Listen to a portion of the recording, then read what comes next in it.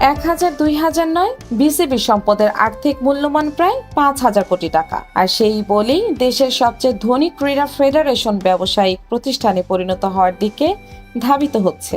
এক বছর আগেও বিসিবির সম্পদের পরিমাণ ছিল 972 কোটি টাকা।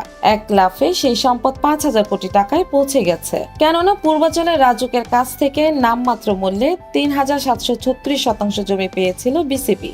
বর্তমান বাজার মূল্যে যার পরিমাণ 3549 কোটি টাকা। এই জমিতে শেখ হাসিনা আন্তর্জাতিক ক্রিকেট স্টেডিয়াম নির্মাণাধীন। 772 কোটি টাকার ফিক্সড ডিপোজিট রয়েছে বিসিবির। এর মধ্যে বিসিবির মূল ডিপোজিট 685 কোটি টাকা।